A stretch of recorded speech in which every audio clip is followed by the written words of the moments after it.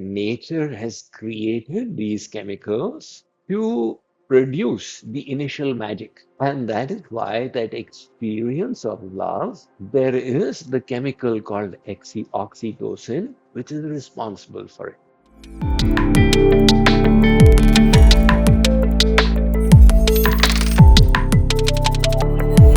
Radhe Radhe Swamiji, and thank you so Radhe much, Radhe. Radhe Radhe Swamiji. I am very excited to be with you today, and you know, I have just been waiting for this opportunity to speak to you and have a conversation with you about the beautiful book that you have written, which is The Art of Science and Happiness. Um, while though I have written a book myself on happiness, my last book was on happiness. However, when I read your book, your viewpoints, the different things that you've spoken about using great life examples, I also got a lot of clarity about things that I was waiting to know. So thank you so much for writing this book, Swamiji. Jatin, thank you for your kind words. It is a pleasure to be speaking to the inspiring Jatin. I'm looking forward to it and glad to know that you have also contemplated deeply on the topic of happiness. Together, I'm sure we can turn this topic and extract some wonderful gems for people to benefit from. Absolutely. And just for our viewers to know, this entire interaction is based on Swamiji's book. And I have tried to pick certain questions that most of my clients, most of my followers, my students have, and most of the people have in their life about happiness. So through his book, I have crafted certain questions so that we can hear more about those questions from Swamiji. And towards the end, for the very first time, we are starting with something called Reality Bites, where we have also picked certain questions of people who posted questions on my social media. I have selected and the top 5 questions from those questions, and we will also address those questions towards the end. So viewers, if you're waiting to get the reality bite and hear what that reality is all about, then you must stay connected till the end, watch the whole video, because you won't get this opportunity again to hear it from Swamiji. Great. So Swamiji, with your permission, shall we begin? Definitely. Thank you so much, Swamiji. And as I said, while I was reading this book, I got so many unasked answers to unasked questions, right? And based on whatever I learned from the book and whatever my clients and my students had asked me in the past, I've crafted some questions around them. So let's begin with the first one. So, Swamiji, Sure. as you also hail from India, you would have heard this a lot, that the older generation was happy with their daily chores, with whatever they had, being with the family, etc. And the newer generation is seeking happiness in the materialistic things. In fact, the newer generation is exposed to a lot of contrary content on social media. Like they get to hear one should seek happiness from within. And on the contrary, they also get to hear one should do or seek what makes them happy, be it materialistic pleasure. So, with your help, Swamiji, let's solve the mystery for our audience, for our viewers, that what is happiness and what should one seek for? Yes, Jatin, the last 70, 80 years have seen a lot of social changes in India. First of all, the joint family disintegrated, where people would receive values growing up in them. And now we come to the modern era with dual income households, where children are not given the time necessary for them to imbibe values. And in this modern scenario, they are picking up their objectives from the social media. So it is natural that they're becoming more individualistic. The earlier values of contentment, of morality, and things like that are not in fashion today. However, the underlying urge of everyone for happiness still remains. Now, what is that happiness? It is a sense of contentment, a feeling of joy, an inner fulfillment, an experience of pleasure that we are all searching for. Intrinsically, there is nothing wrong with running after material things. But the point is, do they make us happy? If they do, well and good. Unfortunately, that happiness is very much like an itch. If you have an itch and it's troubling you, and you say, okay, let me scratch it, I've been relieved. The relief also provides an experience of happiness. But the itch comes back. Now you scratch again, and then it comes back, and you scratch again. Likewise, the Srimad Bhagavatam says, "Na jatu kamaha kamana mupabhogena shamyati." Look, these desires for sensual pleasures that you are creating, they are not going to go away by their fulfillment.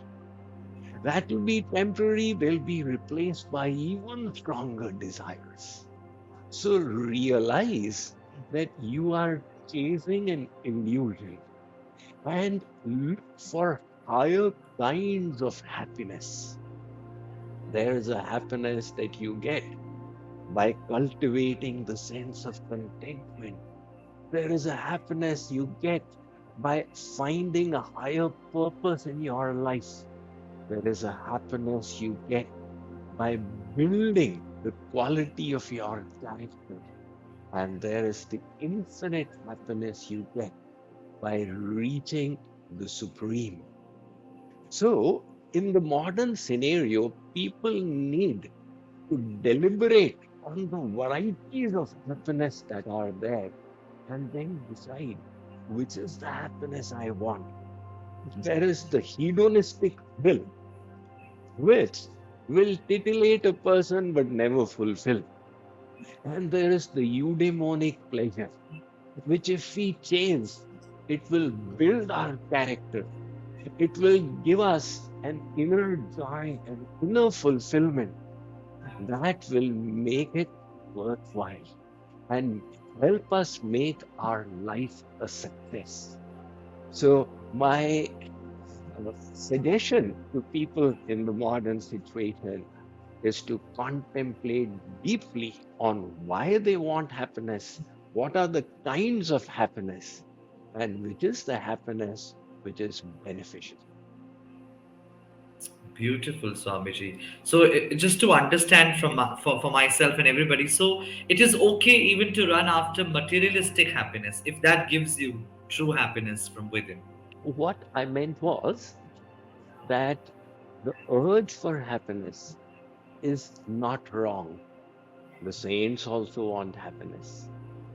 And those who are running after materialistic happiness are also trying to fulfill the urge of the soul. But the problem is, it is not finding satiation in that time. So they need to ponder that why is it that I make so many desires, I fulfill them, and then they are replaced by new desires, I fulfill those, and there is no end to it.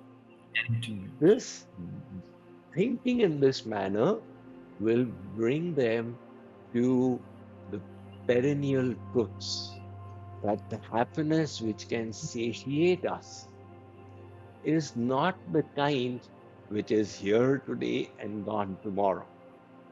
It should be a happiness that always remains with us. That is the inner joy. It should be a happiness that is ever fresh, not the kind that, you saw a new Bollywood movie and you got a kick, and then your friend says, let's go and see it again, and the kick is gone. This ever freshness of it should remain. So, this is the Satchit Anand happiness. And that kind of happiness, interestingly, doesn't need objects from the outside. It exists within our soul. We only need to know how to reach.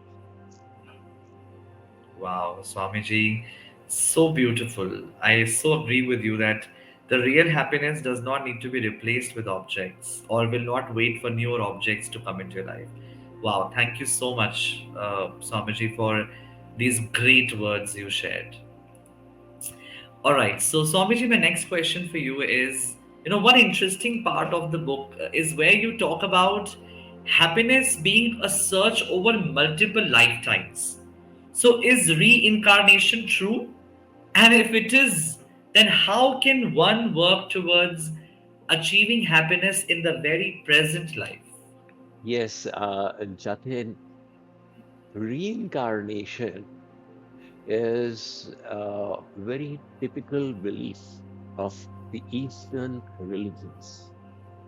That is why Schopenhauer, he said, if an Asiatic were to ask me the definition of Europe, I would say it is that part of the globe which is still suffering from the delusion that this life is our first entry into creation and there is no life after death. The Bhagavad Gita gives a very irrefutable logic for reincarnation. Dehinosmin yatha dehe kaumaram yauvanam jara. It states, look, in this life itself, you have changed so many bodies. You had the body of a little child, then a young one, and then you reach your youth and then adulthood. So the body is constantly changing. In fact, we don't realize it. When we go to sleep at night, the next day when we wake up, so many cells in our body have died out. New cells have taken their place. This process of regeneration is constant. And in this entire change, there is still something unchanging within, which is the real self. That is the soul. Well, likewise, what we are looking upon as death is merely the soul discarding a body which is no longer functional to remain as its house and moving on to another house, its new body. So, given that reincarnation is a fact, your second part of your question was, how do we find happiness? Well, let's get a little philosophic. Why is the desire for happiness within us? Nobody ever taught us that you must seek happiness. Otherwise, we were taught so many moral instructions. My child, you should speak the truth. Beta, you should not steal things.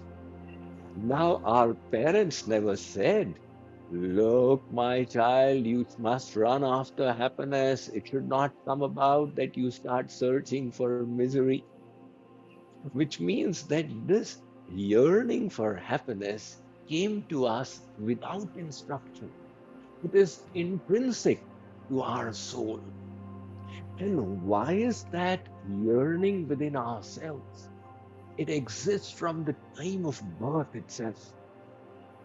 When we came into this world, first thing we did was to raise the slogan, give me happiness. It was not in those words. We cried upon birth. And the reason why we cried was because the process of birth was painful. By crying, we expressed our nature. I did not come in this world for misery, for pain. I came for happiness. Give me happiness. And from that point till today, every moment in our life, we are searching for happiness. The ancient Vedic texts, they explain the reason for happiness. They say, look, just as a piece of stone falls down and does not fall up because it is a part of the earth and the earth is pulling it through its gravitational force. Likewise, your soul is a fragment of the ocean of bliss. which you may refer to as God or the Supreme or the Divine or Creator. And a gravitational force we are experiencing is the yearning for bliss. Now, that yearning of the soul, we are trying to fulfill it through material things. We are seeking pleasures of the body. And the problem is, no matter what kind of pleasure we present to our soul, the soul says, "This is not my happiness." We say, I took a 3-day vacation to Goa and stayed in a 5-star hotel. And the soul says, "I am still not happy." And we say, I spent the night in a disco and in a casino and kept on gambling. And the soul says, "I'm unhappier than before." Now, either we can keep on going from one to the next, to the next, to the next, or else become a little philosophic and understand that this yearning of the soul is because of its connection with the ocean of bliss, and then search for happiness in the right place. At JKO Jatin, we have a slogan.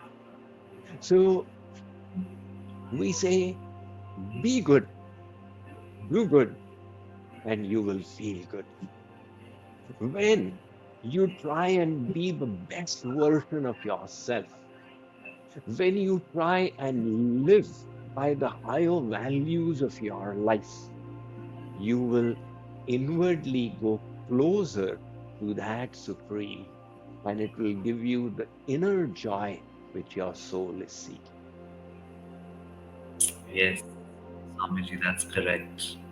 Very, very true, because I've had a similar journey. I was into corporate for 14 years and I was never happy. That was not a choice. It was just, I had to just start working because I lost my father when I was 16 and he was the only earning member. So after 14 years, I realized that's not what I wanted. And it was a universe call for me to get into a profession of serving the society. And it's so beautifully said that be good, do good, and you will always feel happy. And this is exactly what I'm doing right now. I am being good naturally and I'm not forcing onto me, which I used to force in my corporate career. I'm actually good very organically. I'm doing good for myself, for everybody else, and that is what really gives me real happiness. So Thank you for I, sharing that, Jatin. So nice to hear about that. Definitely, your journey is inspiring. There's a deep wisdom behind it, and glad to know that you are one of those who responded to the higher call in your life and have found thank you. fulfillment in it. And your answer gave me that validation. Yes, this is what my universe calling was and my soul calling was. So thank you for sharing that, Swamiji. Okay, now the next one for you, Swamiji, is that you've made a very interesting statement in the book. If you are poor, money can buy happiness. And if you're rich, money cannot buy happiness. Could you please elaborate on this? Yes, everybody's running after money in the hope that money will give them happiness. And that statement is true and false. There is a fulfillment curve, which was first presented by some researchers, and I have drawn of that in my book to explain that the happiness we get from money goes through various stages. The first is when you use money to meet your basic needs. You need a place to stay, you need food to eat, you need to sleep peacefully at night. And when money is going towards your basic needs, every additional rupee makes a big difference to your happiness. But once those needs are met, you then enter the comfort zone where additional money goes towards adding to your comfort.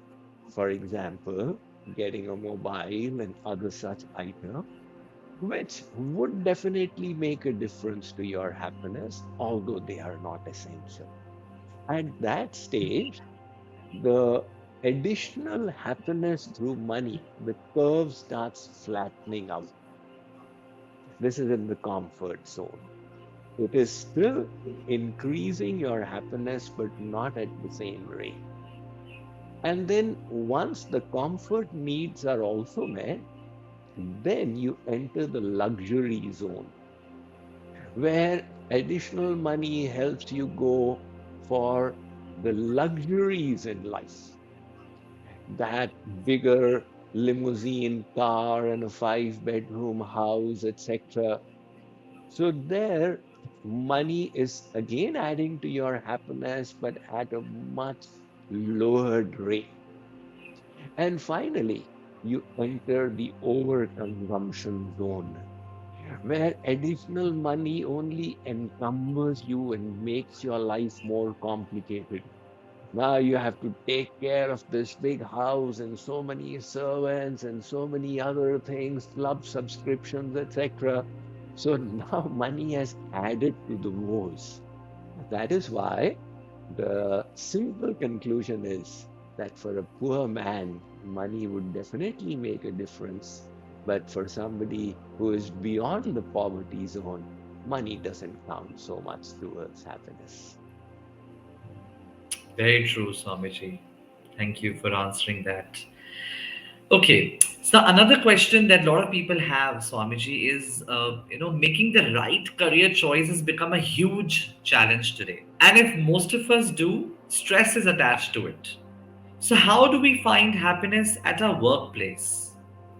Yes, Jatin, uh, people are often finding that there is a discontent at the workplace. The modern corporate environment is very result oriented, and that demand for producing results is being passed on from the top management downwards. The consequence is that people are having a destination disease.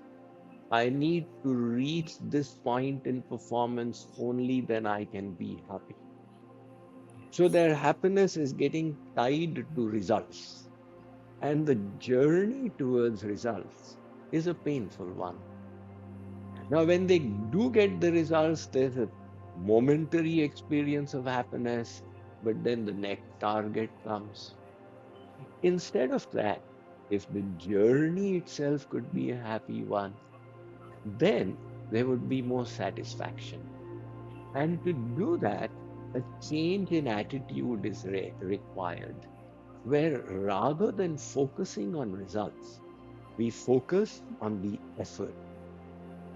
So this was the perennial instruction of the Bhagavad Gita, karmanyevadhikaraste ma phaleshu kadachana. Look, Arjun, do your best and leave to God all the rest. As people say, I was so busy, oriented towards the goal, I forgot to smell the roses along the way. Instead of that, make the journey itself enjoyable. Enjoy the roses. Many people have this mistaken conception that I can only enjoy my work if it is all play. As people say, make your work into play and you don't need to work another day. Now, people misunderstand this to think that my work should be like an extended vacation. So, what is the idea of a vacation? If the idea is I should get materialistic thrills, it's a mistaken conception because those desires will continue without end. Rather, work becomes play when we find meaning and purpose in it. Now, when people find a higher purpose in what they are doing, then they are willing to sacrifice and bear immense pain in the pursuance of their higher goals. So we should try and find the why in the work that we are doing. Very often, the work is contributing to the world in helping make this world a better place. Focus on that. And if it is not immediately perceptible, we can try and create it for ourselves. For example, a lot of people, they see their income as a way to take care of themselves, and whatever they can save, they serve society with it. Now, the moment people start giving portions of their income for the service of society, or whatever higher purpose they believe in, the entire orientation to work changes. Now they think, I'm working for a higher cause. We see this in the case of many successful philanthropists. So, for example, Warren Buffett is an ideal example. His goal is to earn as much, not to enjoy more luxuries for himself, but to be able to serve society. So, the way to make moment to moment of our work enjoyable is to find a higher purpose and then work towards it. Wow, Swamiji, I got some answers that was somewhere within me, and I got clarity on those too. Thank you so much. I'm sure the viewers are just loving this conversation, and you are just addressing those things they have been waiting to hear and be addressed. So, thank you for that, Swamiji. Swamiji, based on my own experience as a life coach and from the clientele that I have had so far, right?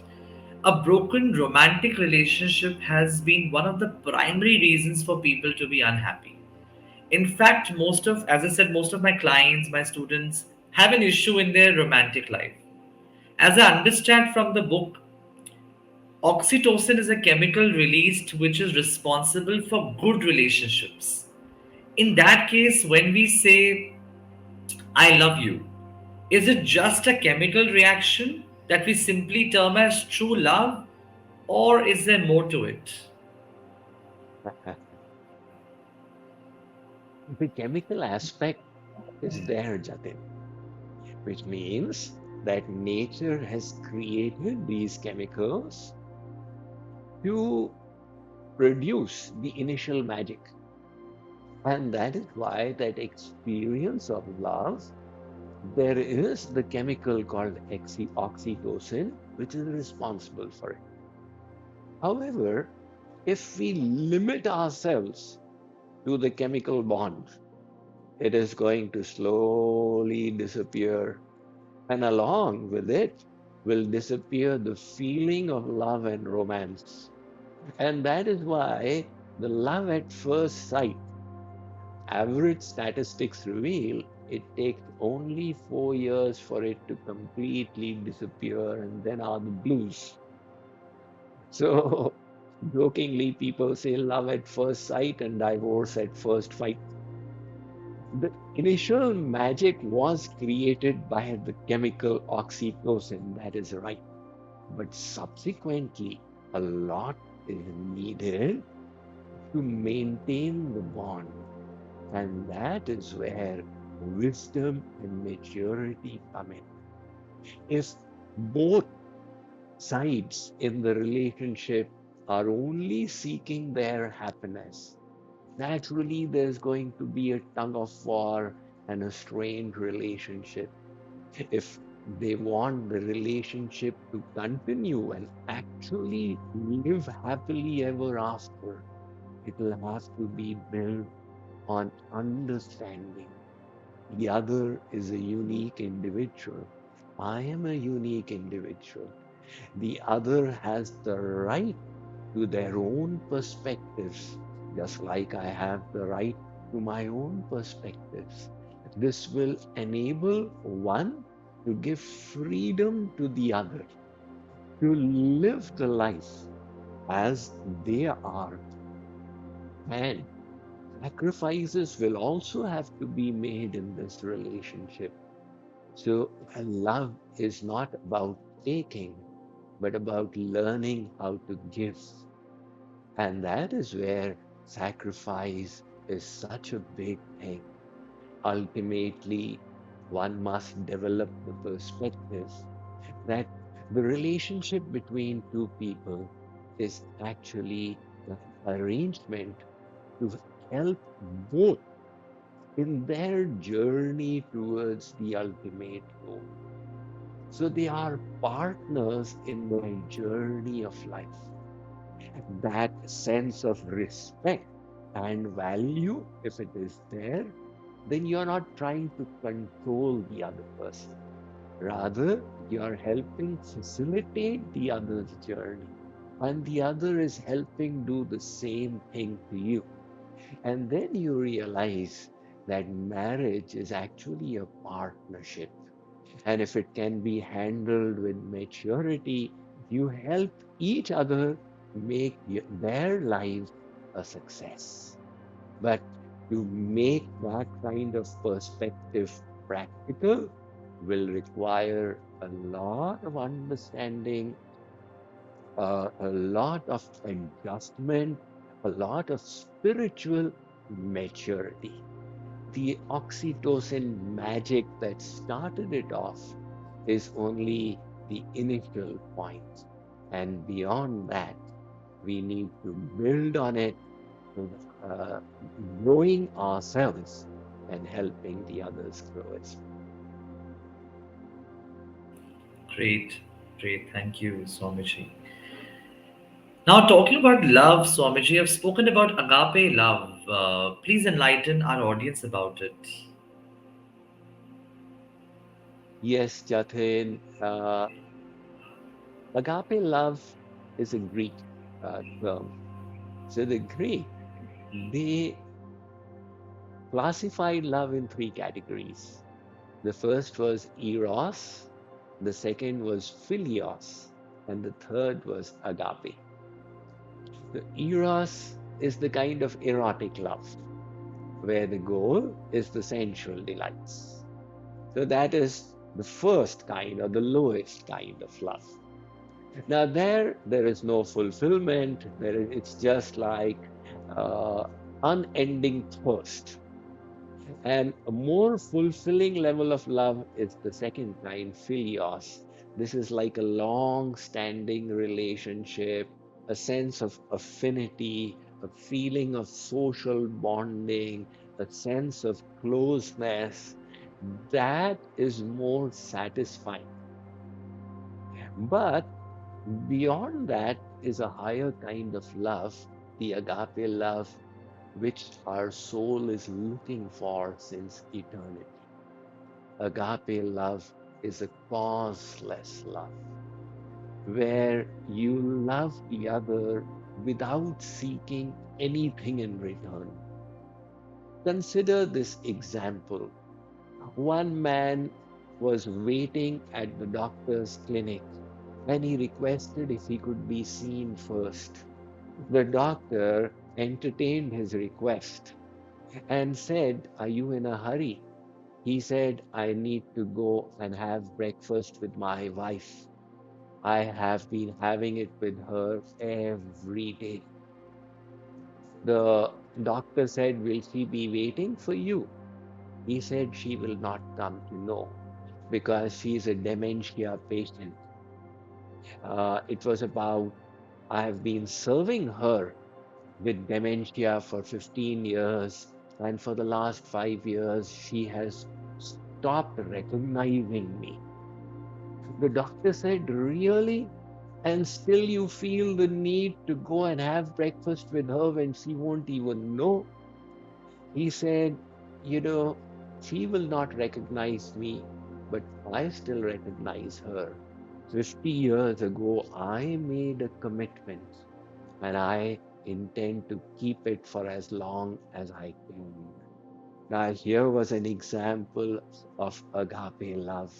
Someone who was giving without seeking anything in return. So, Jatin, that is the kind of love which exists in God for the souls.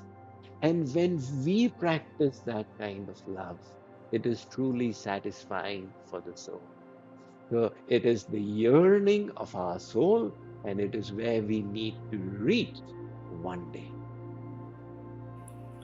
It made me emotional, Swamiji, that how beautiful this agape love is. And once we learn how to get into it, how to give agape love, I think this world will become a very happy place to live in, because everybody is in the rut of taking, and they're not into the agape mode. So it just touched the explanation, just touched my heart, and I'm already very teary because of the explanation. And this is so beautiful.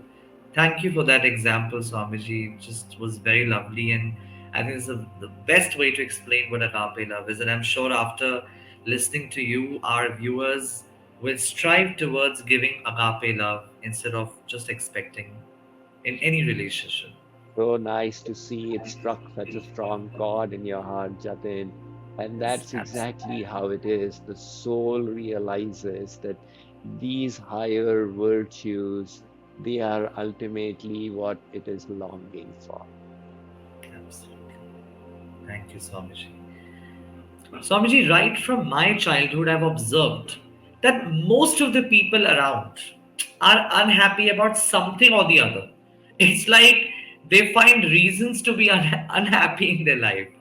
So, and one of the intriguing topics in your book is that of receiving happiness when you undergo pain. How is that possible?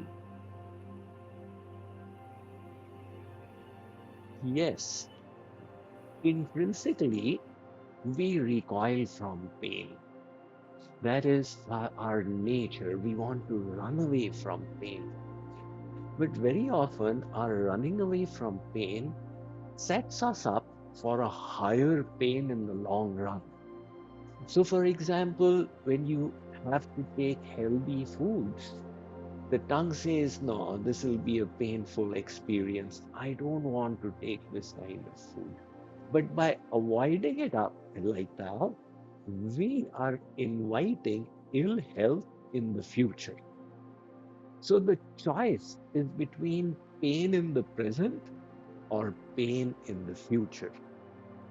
Muhammad Ali, he was asked, the legendary boxer, the all time great boxer, he was asked, did you enjoy your training sessions?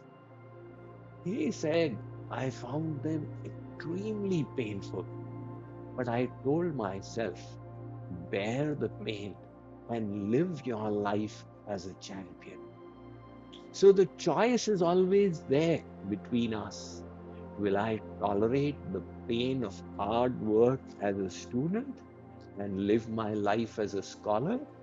Or will I avoid this for immediate gratification and bear the pain of being a dunce through my life? Will I tolerate the pain of disciplining myself by installing good habits like waking up early and then living a life of joy from the satisfaction that I have a decent character? Or will I avoid this pain and then live with the pain of guilt, of having the set of bad habits that make it uncomfortable for my conscience? So either way, there is pain. The intelligence is in choosing the right kind of pain that liberates rather than avoiding it for the immediate pleasures that are so alluring but don't help by adding much to our life. So, Swamiji, as a child, I was in fact a victim of being bullied in the school. I was bullied in the school throughout my school time, and basically, those bullies, would feel happy. It would give them happiness for troubling me or any other person who was a victim of being bullied. And in fact, now in adulthood, some people continue to derive happiness by hurting others. What is your take on that?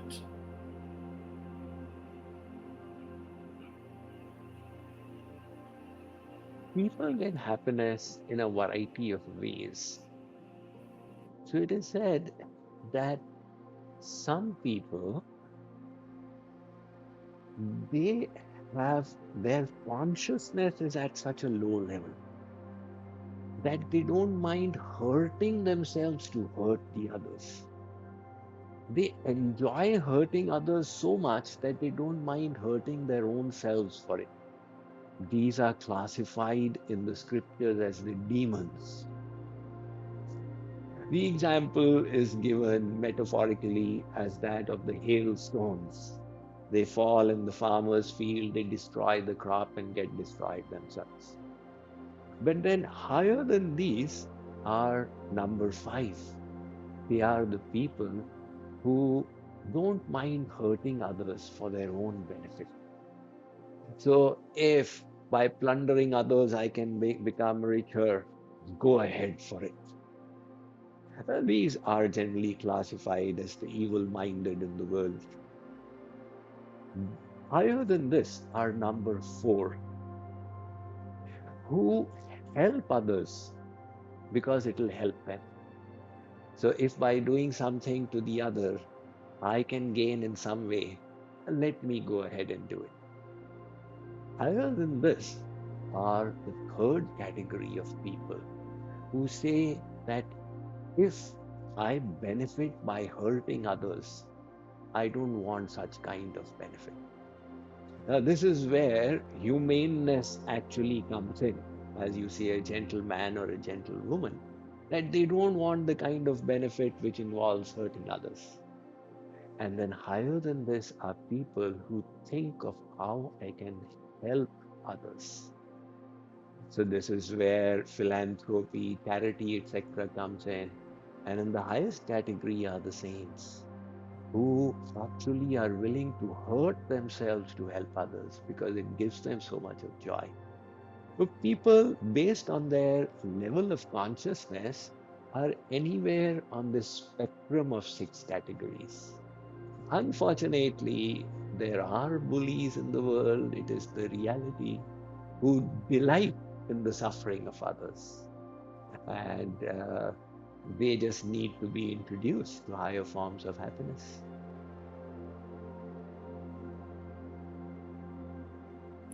But does that also mean, Swamiji, these bullies, or even in adulthood, we have bullies, right? When they hurt others, do they actually derive happiness by hurting others? And that's the level of consciousness that they have.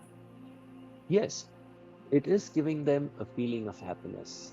The Ramayana says, Kahu ki jo sunahi badhai श्वास लेहि जनु जूड़ी आई जो काहू की देखहि विपति सुखी भये मानहु जग नृपति. The evil minded, when they hear somebody prospering, it makes them feel bad. And when they hear of others' calamity, they feel, oh, I'm getting so much of joy as if I have become a king. So the lower level of consciousness is resulting in that warped sense of happiness. Unfortunate but true. I hope if those bullies are watching this interaction, they get some sense of, awakening about the consciousness they are at. So thank you for sharing those levels, Swamiji. Um, Swamiji, recently in my residential society, I overheard kids talking about their friend's father who had purchased a luxury car, and kids sounded very fascinated about it. So it is a clear indication that the new kids are being subconsciously coded to seek happiness from the materialistic things. So, what will be your advice to the parents for raising kids who are happy from within, with or without any materialistic accomplishments? Hmm. Children, Jatin, are like sponge. They easily pick up what they see. And when the parents are blindly running after materialistic goals, the children pick these up. Parents don't have time for their children. Instead, if they could spend a little bit of time, they could then inspire the children to higher kinds of happiness. It is not difficult because that's the quality of the soul. You can so easily inspire people towards the happiness that comes from developing character, the happiness that comes from being more selfless, happiness that comes from a sense of contentment. So these are the qualities that should be nurtured in the children. Ultimately, it is our duty, if you bring a child into this world, you have a responsibility towards creation to see that the child's life becomes a success. And the parents must spend quality time with their children. In that time, they should present ideals to the children. Look, this person, how he or she was. Very easily, children become inspired. Uh, I have seen it so many times over and over again.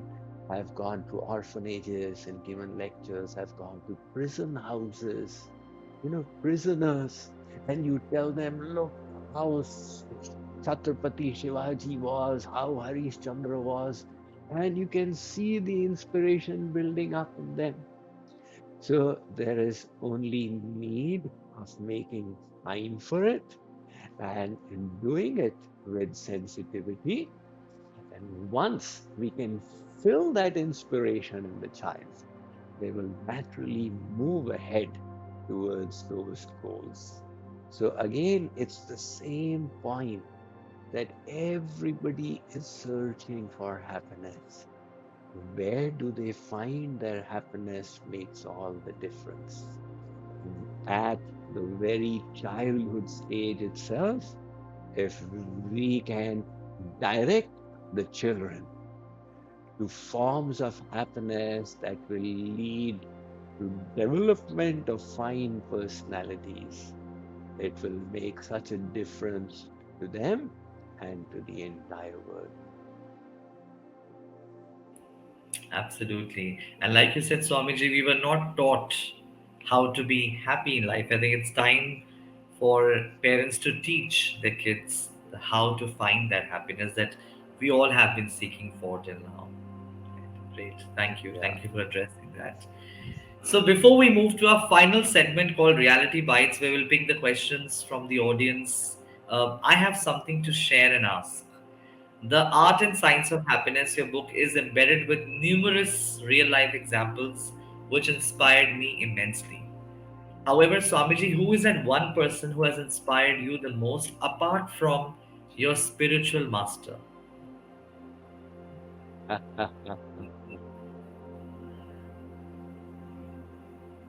There is no doubt that I am deeply inspired by my spiritual master in every way, and that is why I've dedicated my life and all my effort to the instructions that I have received from him, and I've made it my life mission to serve those instructions.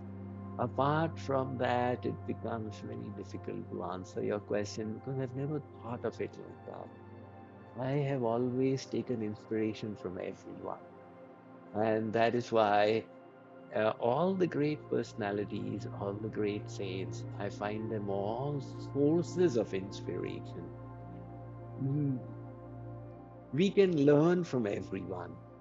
And in these great saints, in these great personalities, there are so many noble qualities that we find that we ourselves are deficient in. Somebody has had tremendous faith. Somebody had such immense austerity. Somebody had such a sense of service to society. Somebody was filled with this ocean of love. Somebody was so scholarly, etc. I like to keep receiving, like the bee which gathers honey from all the flowers. I must say, I receive my inspiration from all the hundreds of saints and the other great personalities who have walked on this earth. Beautiful. Thank you for sharing that, Swamiji. So now it's time to move to our last segment, and the segment that has never been tried before, and it's Reality Bites, where I'm going to pick up the top 5 questions that most of the people had posted and sent to me on my social media platforms. And we'll start with the first question, Swamiji. The first Reality Bite. The question is Madhu lives in the United States and she's divorced. With time, she has developed multiple health issues that are impacting all the areas of her life. And most of the time, she feels lost and unhappy. How can Madhu practice happiness as a habit and find a way out?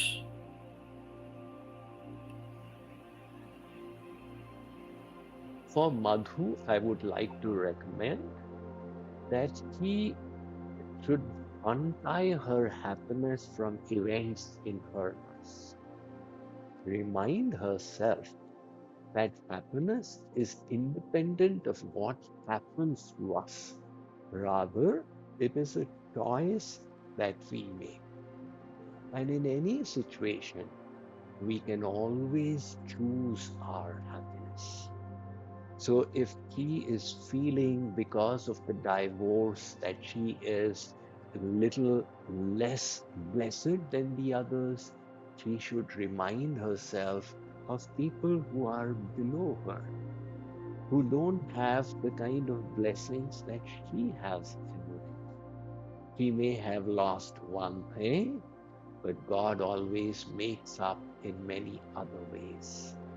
He should try and find those things that she has in her life and cultivate the attitude of gratitude. In fact, if she becomes a little philosophic, she can transform the adversity to her advantage. And that is the best. See, look on the adversity as an opportunity to realize that there was no happiness in the direction she was running. So rather become detached from it and use it as a springboard to think of the deeper, the bigger questions in life. Who am I? Where did I come from? And it's possible that what seemed to be a calamity will put her in the direction of the highest happiness possible in life, which is the supreme. Great. Madhu, I'm sure you got your answer, and I'm sure you were waiting for this. Swamiji, the next reality bite is for Akanksha. Akanksha is going through separation in her marriage and is not yet divorced. She has a 7-year-old son. She stated that she has rarely felt happy in the marriage and has been dragging it due to their child. Now she's confused and unable to identify and be convinced that whether quitting this marriage will give her happiness or staying in it by giving more chances. So, Swamiji, how can Akanksha decide wisely and take a decision that turns out to be right for her? I think this is a very important question to resolve. Very often, people become disillusioned with their marriage because of wrong expectations. So, if the idea was that my husband should give me happiness, there is naturally going to be disappointment because the husband has his own set of imperfections, selfishness, etc. Now, in that case, the expectation itself was wrong. And if she was to shift from this marriage into another license, she would find dissatisfaction there as well. And you have people moving from one relationship to the other to the other. looking for the perfect partner who is never there, and they always remain unhappy. If the idea is that I need to move away from this relationship because it is not making me happy and I'll find my happiness elsewhere, it is not a sufficient enough motive. On the other hand, if he feels that I need to live my life to its fullest potential and to the values and purpose that I truly believe in, and the marriage is interfering with that in a large way, which means that the husband is blocking her in her living her life to her fullest potential, then she is justified in breaking away, because all of us have the right to make our life a success. And if the marriage is not serving that purpose, then if he feels, he has to, of course, weigh the positives and negatives of the decision. There will be a number of negatives, there will be a lot of pain, but ultimately, if it is done for with the idea of fulfilling a higher purpose, then he is justified. Very beautifully answered, Swamiji. I'm sure, as you said, it's a very important question. It's just not a conscious question. A lot of people are stuck in, toxic marriages to call, and they don't know what to do because they have kids, especially in India. They don't want to break families because they have kids associated. And I think this answer would have solved a lot of mysteries, Swamiji. So thank you for simplifying it and making it easy for those people who are just stuck in that toxic marriage and they don't know what to do.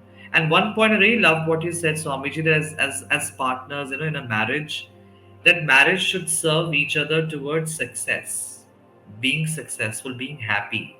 And if your partner, whether it's a husband or the wife, is holding you away or back from that purpose of life, then it's the right choice to make to actually quit the marriage. So, wow. Thank you, Swamiji. You just made it so simple for people. Great.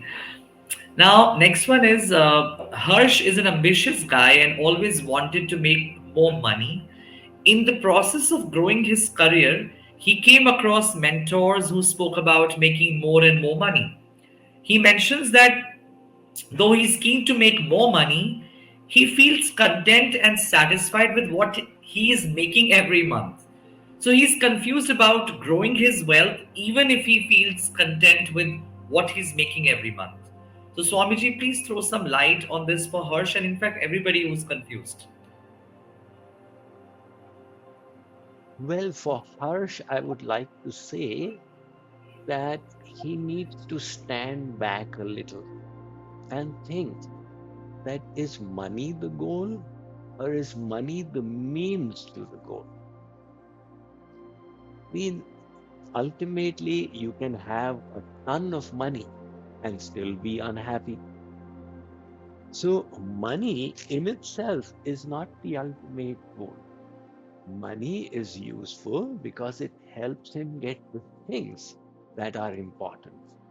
So, money helps him take care of his family, money helps him lead the standard of life that he wishes, etc. However, he must remember there's a difference between the standard of living and the quality of life. We kind of tend to confuse these two. It's just like one professor was an inspiration to his students. And those who graduated from the university a few years later got together and requested for an appointment with their favorite professor. So he did oblige. And when they came at the appointed time, he had coffee cups, 15 of them in a tray ready. He said, grab your cup and come and sit with me and we'll talk about life. They all went and brought the cups. He pointed to the cups and said, you all picked the fanciest cup in the tray, even though the coffee in it was the same. But you valued the exteriors. Likewise, we kind of value the externals, the size and the brand of the car, even though all cars will fulfill the purpose of the journey, the brand of the mobile, etc. This is all the standard of living. And within it is the coffee, the quality of your life. So Harsh must decide that what is important for him is the quality of his life. And where will that come from? Now, for that, he will need to balance a variety of things. He will need to take care, of course, of his profession, but also simultaneously of his relationships, his family, because if things get strained there, it will affect the quality of his life. He will need to pay attention to his health. The English saying says health is wealth. So wealth is not only the financial wealth, there are other kinds of wealth. And then he will need to pay attention to his spiritual wealth, his ability to handle his own emotions, his ability to nurture his own self. And time will have to be, priorities will have to be set to all of these. The people chase one, sacrificing all the others without realizing that sacrifice was not worth it. That they burn up their health running after wealth, and later on they spend their wealth to regain their health. So instead of that, must balance all of these in life and put them all in their perspective.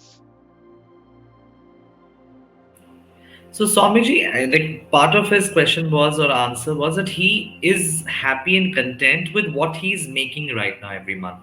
Of course, he's grown over time.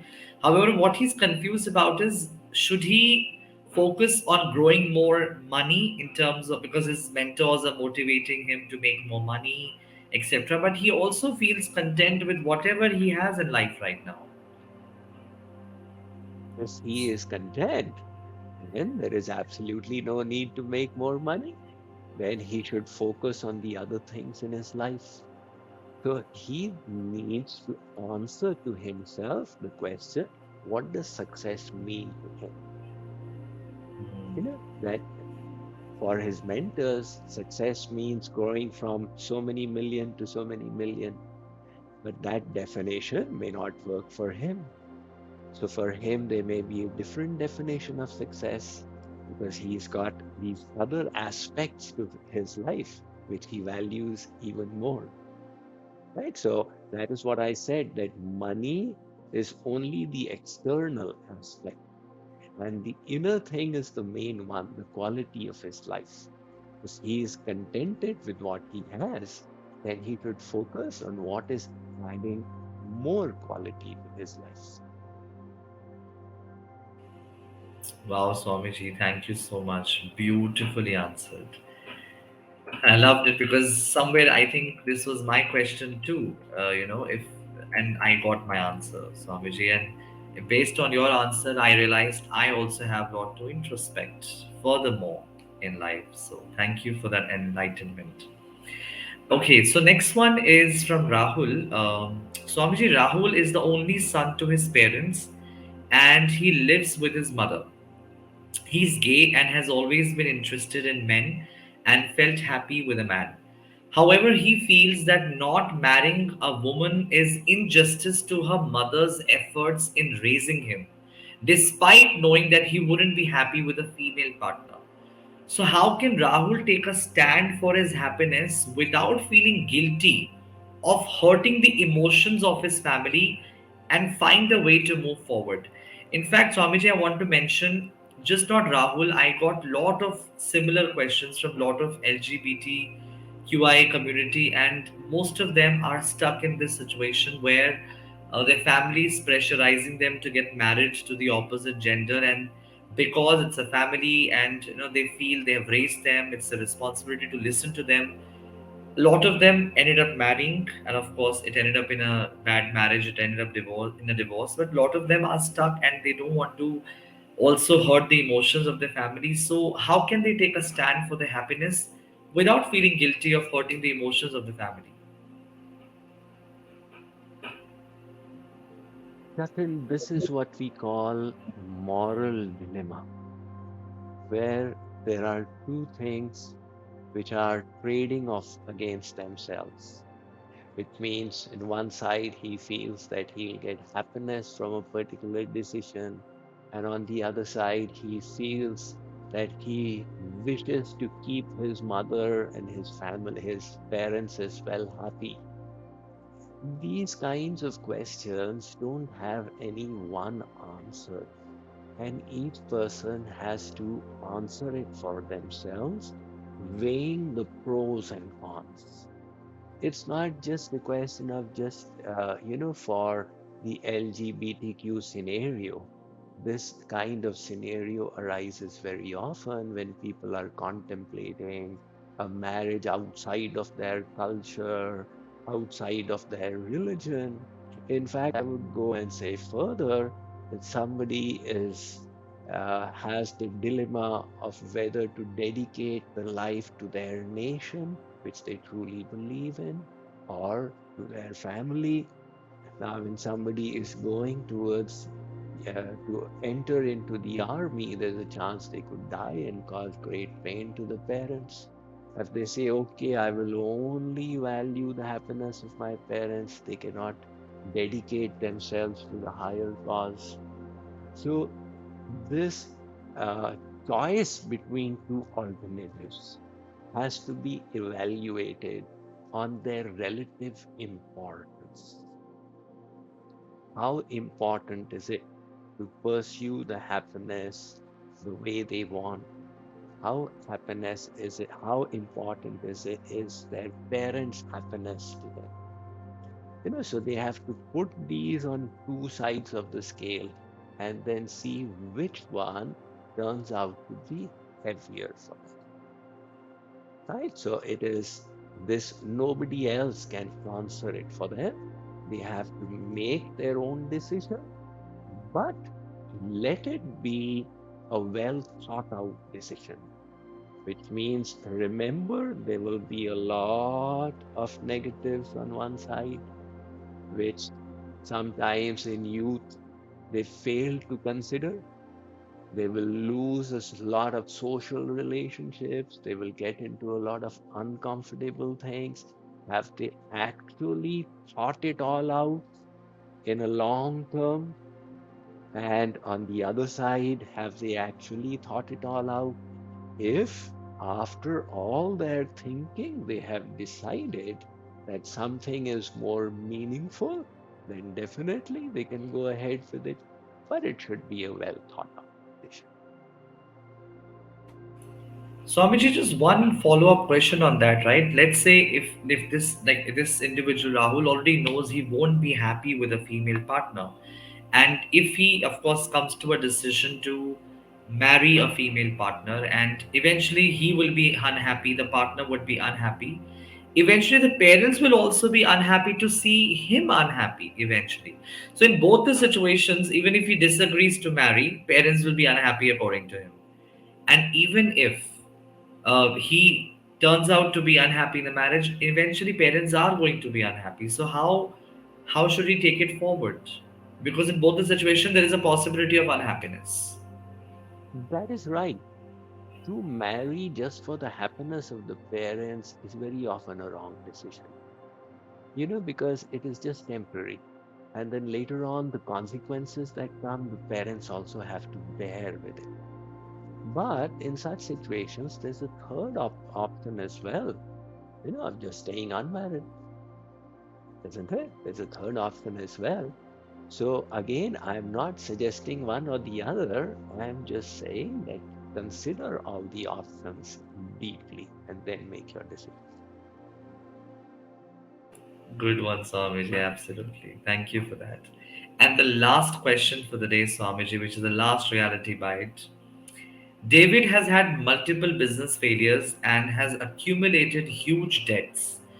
Due to constant failures in his ventures, he has lost all the hopes and even gets suicidal thoughts. So, what should David do to bring his confidence and courage back and find a way out to be successful in his future endeavors? Hmm. So, if I get it right, the scenario is that David started a lot of initiatives that failed, and now he's in debt. So, what Yes. should he do to come out of it? Correct? So one part is he's into debts. Now, because of his constant failures in all the initiatives he took, he has also lost all the hopes to even try something else. To get out of debts, he has to try something else too. But he's lost all the hopes because of the constant failures. And now he even gets suicidal thoughts. So Hmm. the question is, how should he bring his confidence back and courage back to do something else as well and find a way out to be successful in his future endeavors?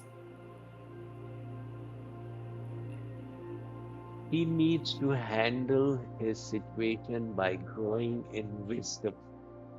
If he cultivates divine wisdom or just turns to it, he will understand that the universe is benevolent, is friendly to him, and not antagonistic to him. He may have failed a few times, but there could still be many good things in store for him.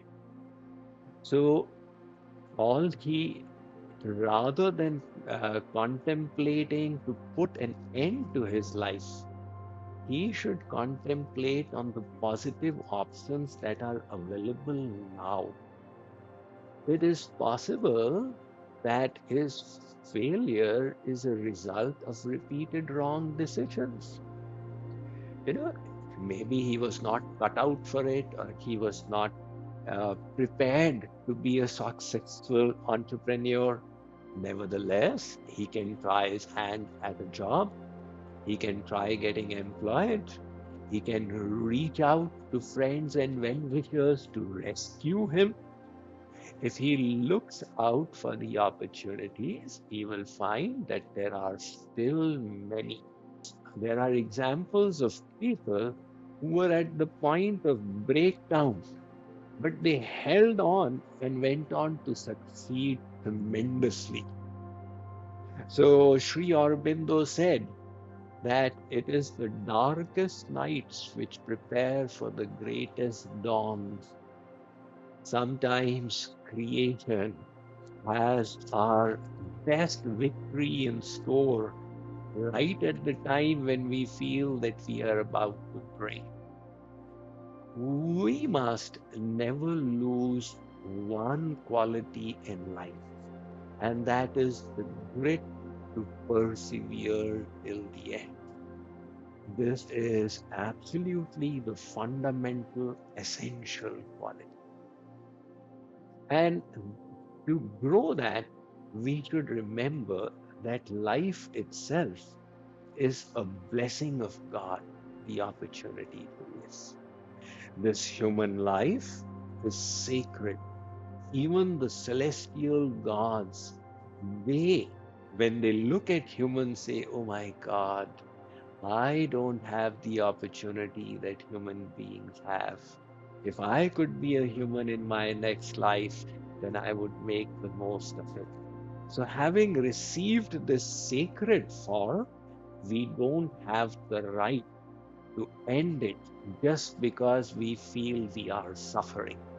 Rather, we should think that this pain I'm experiencing is the consequence of my karmas, of past lives, of this life. I should tolerate it and do good to build a better destiny in future. And giving up on life should never be an option that anybody should consider. Great, I agree with you, Swamiji. And one more question, Swamiji, though that even I at times think about and I get from my students that what is the significance of karma and like old karma or past karmas, and what is the significance of you taking the right actions in the life? Like a lot of people say, should I, if it's everything to do with karma, rather I don't do anything and live my karma. So how do we address this part of karma, whether we should take some right direction, right action, the right direction, or just be afraid of the karma? I think that is a question in the minds of many Indians. When I did something wrong, was it my karma or am I responsible for it? Now look at it this way, Jatin. If karma was responsible, then the court of law could never punish anybody for wrongdoings. The judge says you have committed this crime and you should be punished. And the convict says, Your Honor, it was all my past karma. I am not responsible. But no law in any country of the world allows that kind of alibi to convict. We are always responsible for the decisions we take. Besides that, the scriptures are telling us, look, if you do this, this will be the consequence. If you do that, that will be the consequence. If we were all controlled by our past karma, the Bhagavad Gita would require just two sentences. Arjun, whatever is happening is a past consequence of your karmas. You don't need to think at all. So, karmas do have a role in our life. They set us up in situations, they create propensities in us.